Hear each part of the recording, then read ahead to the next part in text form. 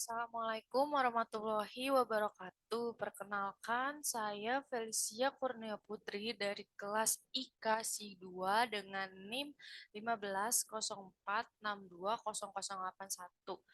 Jadi di video kali ini saya akan menjelaskan atau memaparkan isi dari poster yang sudah saya buat.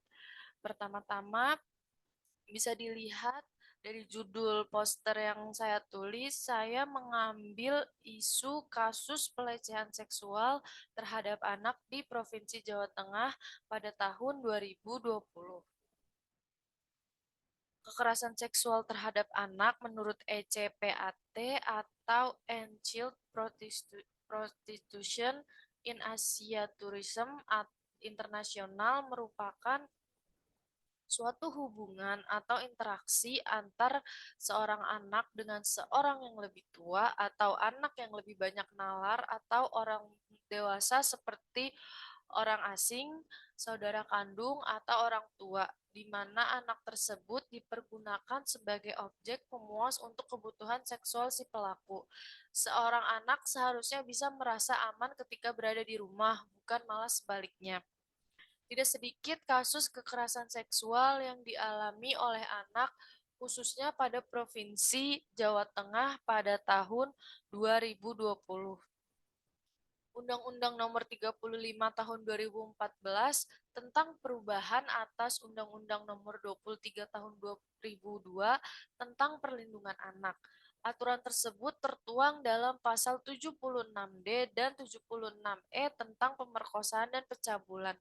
Pasal 76D, setiap orang dilarang melakukan kekerasan atau ancaman kekerasan memaksa anak melakukan persetubuhan dengannya atau dengan orang lain. Pasal 76E, setiap orang dilarang melakukan kekerasan atau ancaman kekerasan, memaksa, melakukan tipu muslihat, melakukan serangkaian kebohongan, atau membujuk anak untuk melakukan atau membiarkan dilakukan perbuatan cabul. Ada 9 bentuk kekerasan seksual, yaitu yang pertama ada pelecehan seksual, yang kedua eksploitasi seksual, yang ketiga pemaksaan aborsi, yang keempat pemaksaan kontrasepsi, yang kelima pemerkosaan, yang keenam pemaksaan perkawinan, yang ketujuh pemaksaan pelacuran, yang kedelapan perbudakan seksual, dan yang kesembilan penyiksaan seksual. Badan Pusat Statistik atau BPS mencatat terdapat 1.427 kasus kekerasan pada anak usia 18 tahun ke bawah di Jawa Tengah pada tahun 2020. Dari jumlah tersebut, bisa dikatakan sebanyak 789 merupakan kasus kekerasan seksual kepada anak. Bisa dilihat dari tabel yang sudah saya dapatkan dari Badan Pusat Statistik, di mana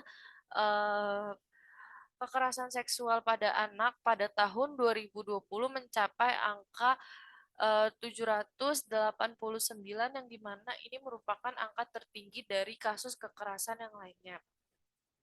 Bisa dilihat dari gambar di poster yang sudah saya tampilkan, terdapat 42,6% korban atau anak melapor, dan tidak melapor sebanyak 57,3%, di mana bisa dikatakan bahwa yang presentase tidak melapor lebih banyak dibandingkan korban yang melapor. Berdasarkan laporan studi kuantitatif barometer kesetaraan gender tahun 2020, dikatakan bahwa 33,5% korban merasa takut akibatnya tidak melapor, dan 29% malu, 23,5% tidak tahu mau melapor kemana, dan 18,5% merasa bersalah. Selanjutnya, beralih ke dampak yang akan dialami pada anak ketika melakukan kekerasan seksual. Yang pertama itu ada hilangnya kepercayaan, yang kedua trauma secara seksual, yang ketiga merasa tidak berdaya, dan yang terakhir ada rasa malu atau bersalah. Pengkhianatan atau kepercayaan merupakan dasar utama bagi korban kekerasan seksual. Seorang anak tentunya mempunyai kepercayaan yang sangat besar kepada kedua orang tuanya, dan kepercayaan itu dimengerti dan dipahami. Dengan adanya kekerasan yang menimpa dirinya, dan berasal dari orang tuanya sendiri, membuat anak merasa dihianati atau membuat hilangnya kepercayaan anak kepada orang tua.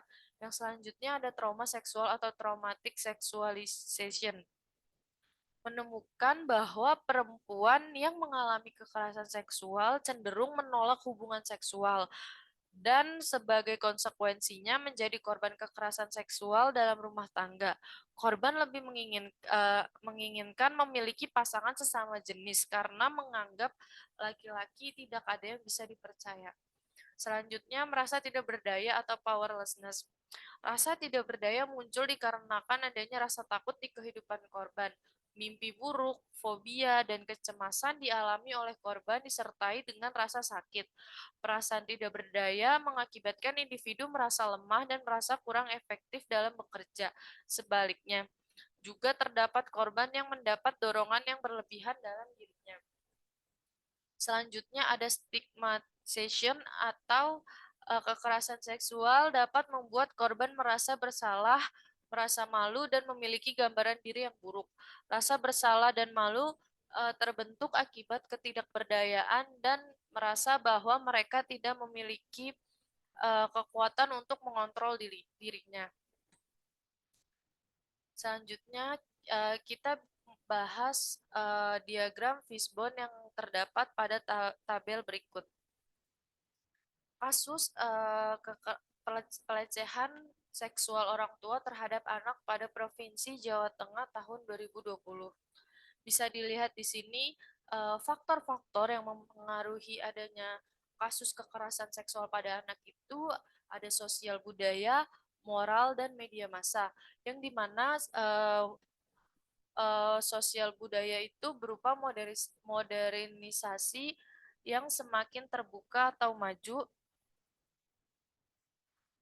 gaya hidup dan cara berpakaian yang semakin modern, biasanya mengikuti perkembangan zaman seperti pakai pakaian terbuka. Ini merupakan juga kasus faktor dari kekerasan seksual.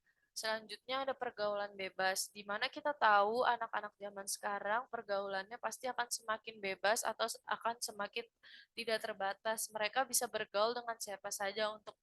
Maka dari itu penting untuk mengingatkan anak untuk berhati-hati dalam bergaul. Selanjutnya ada moral.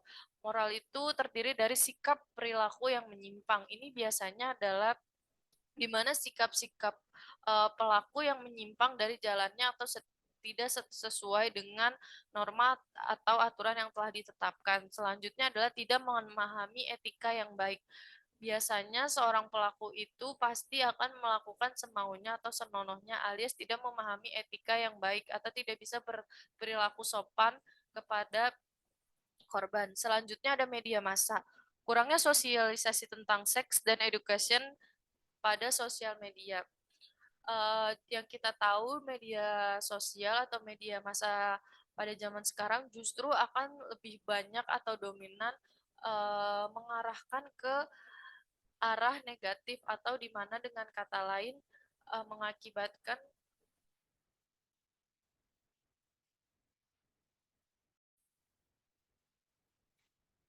Selanjutnya pada media massa juga banyak membuat konten yang tidak pantas. Banyak kita lihat di sosial media, jika anak tidak diawasi dengan sungguh-sungguh, anak-anak akan menyalahkan media massa justru ke arah yang negatif, bukan malah ke arah sosialisasi yang positif. Selanjutnya ada faktor biologis, hawa nafsu yang tak tertahankan, dan kebutuhan biologis seksual yang tidak terpenuhi oleh istri. Biasanya ketika hormon atau nafsu yang tidak tertahankan bisa saja membuat pelaku menjadi gegabah melakukannya kepada anak di luar akal sehat. Selanjutnya untuk solusi. Solusi bisa kita lihat di sini. Yang pertama itu ada solusi dari orang tua, solusi dari pemerintah setempat dan solusi dari perguruan tinggi. Yang pertama itu solusi dari keluarga, yaitu orang tua mengajari anak bagian tubuh mana saja yang tidak boleh disentuh oleh orang lain dan memberitahu anak jika ada perbuatan jahat yang dia alami segera laporkan. Selanjutnya, eh,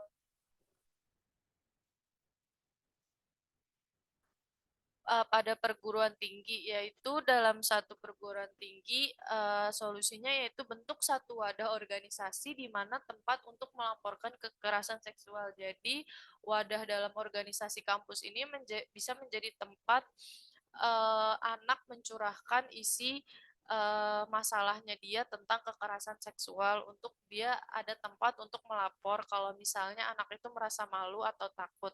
Selanjutnya, peran dari pemerintah setempat, yaitu melakukan sosialisasi tentang kekerasan seks pada keluarga.